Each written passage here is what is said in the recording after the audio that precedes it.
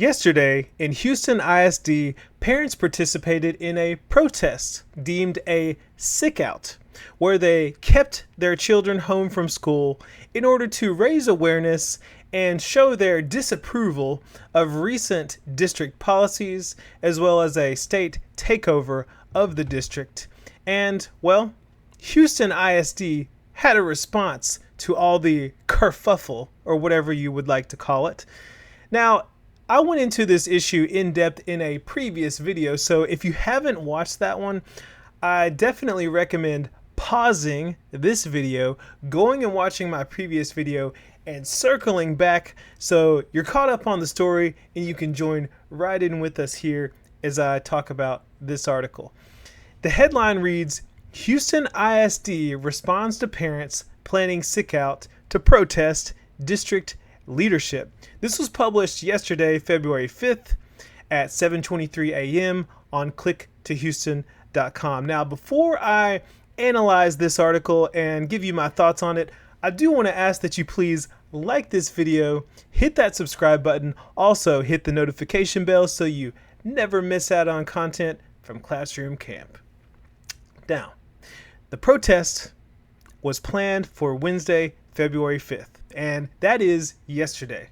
So today is February 6th, and this particular article was written or actually published February 5th at 7:23 a.m. So it's important to point that out because I'm going to read a little bit of this article, and the article is in the past before the protest, this Sickout, took place. So it's going to discuss the events as if they are going to happen, but I feel that it is important to read a few lines of this so you kind of get the gist of what's going on here. So it says, dozens of parents are expected to pull their children out of school Wednesday from more than 100 Houston ISD campuses as part of an organized Sickout protest against Superintendent Mike Miles' policies. So, like I said, this has already taken place. It is now Thursday, but more than 100 Houston ISD campuses. Parents all over taking their kids out of school, holding them home, saying, we're not going to take it. We don't like this. That's what's going on. It also says here, organizers said the action was meant to highlight frustrations over what they described as HISD's inadequate response to potential ICE raids, as well as the pressure teachers face under the current administration.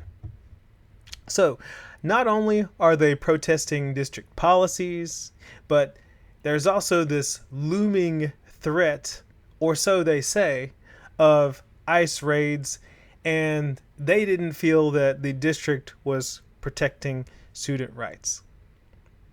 Now, moving on to the response, and this is a lengthy response from HISD, but let me just say this before I even get into this. Major props to Houston ISD for standing their ground and for, in epic fashion, just pointing out what's really going on.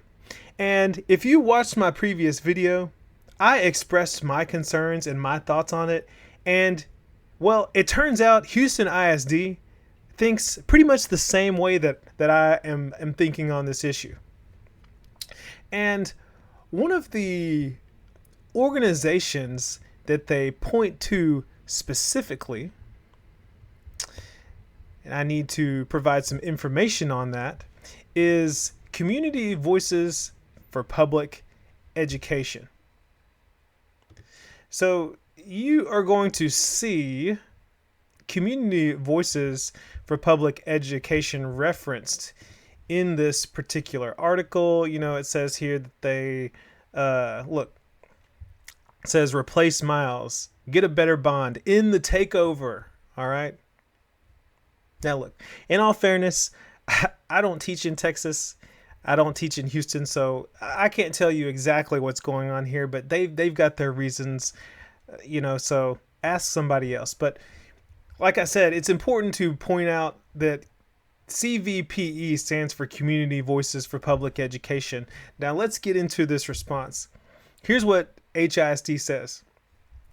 HISD has always and will always continue to support and educate every student who walks through our doors. While our commitment to students has not changed, we know this is an uncertain time for many in the Houston community. We will do everything within our power to ensure stability and continuity of care for our students while they are in our schools. And the safest place for students to be during the school week is in school.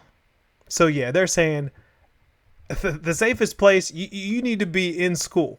Okay, the whole thing about the Sickout, staying at home, guys, stop all that. Just come to school. Now, next it says, and here we are.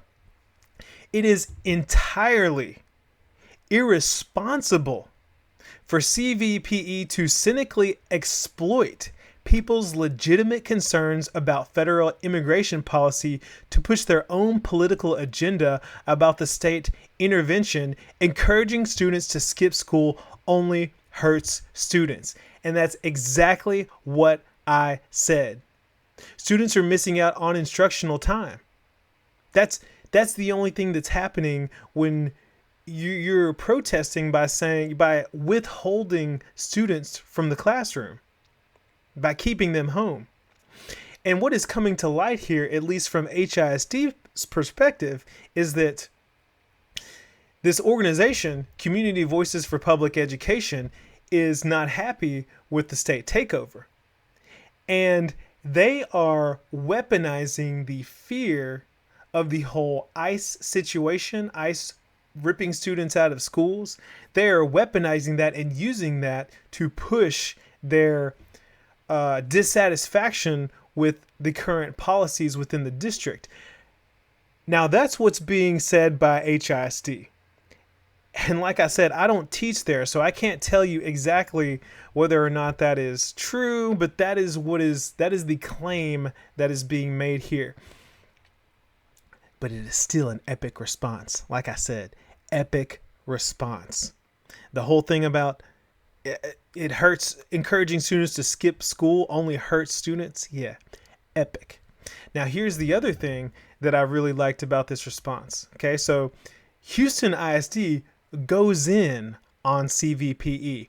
They say, CVPE has already lobbied to defeat the bond and ensure students continue learning in aging buildings.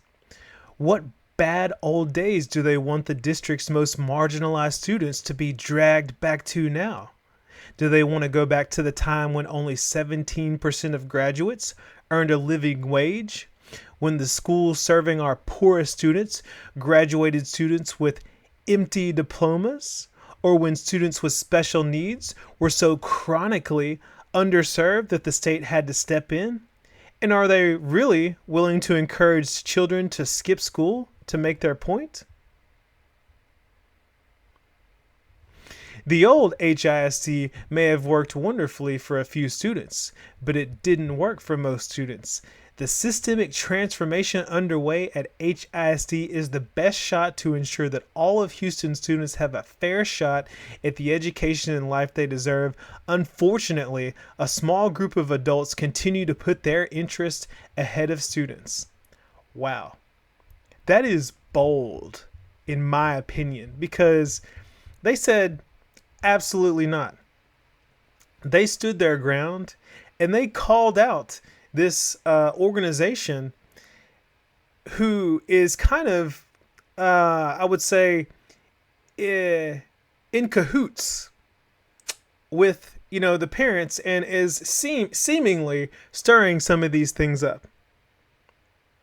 Interesting. So this is the turnout.